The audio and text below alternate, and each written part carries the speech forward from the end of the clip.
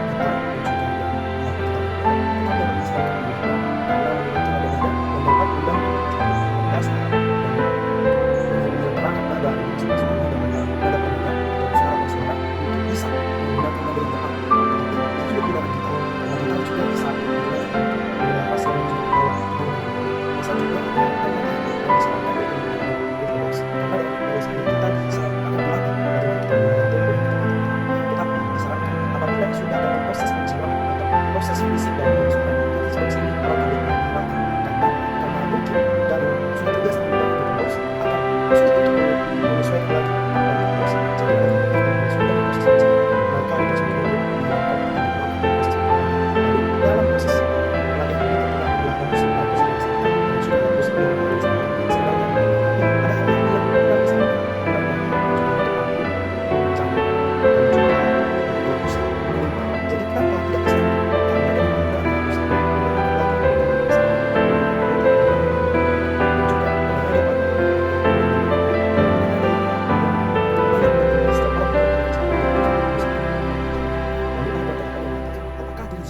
boleh memainkan musik atau menjadi seorang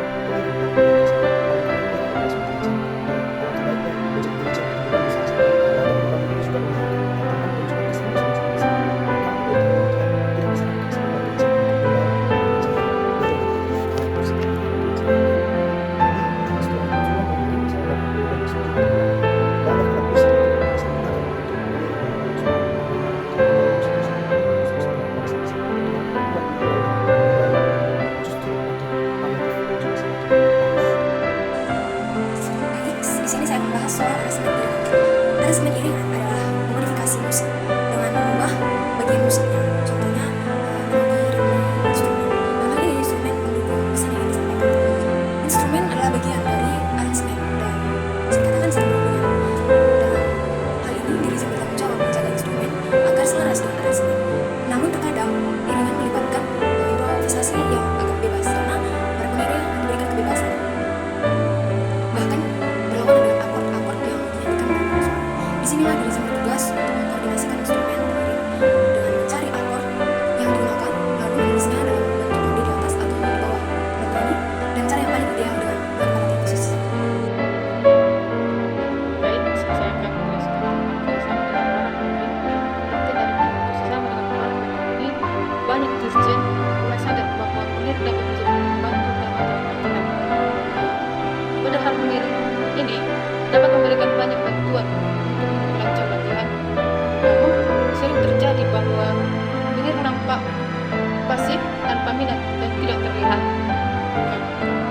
dua bagian yang menjadi persoalan dalam masalah psikologis. Yaitu yang pertama ialah dari satu pihak pengiring ini mengabdikan bagian suara untuk kebanggaannya dan keinginannya. Untuk itu, ia menyumbangkan bakat. Dan yang kedua ialah dari lain pihak pengabdian ini selalu ada dalam bahaya yang dapat menimbulkan frustasi, yakni ia merasa bahwa bakatnya kurang kelihatan dan pengiringnya hanyalah salah satu di antara semua anggota meskipun gerakannya melebihi yang lain. Oleh karena itu, ia dapat main dalam suatu instrumen yang tidak bisa dikuasai oleh sembarang orang.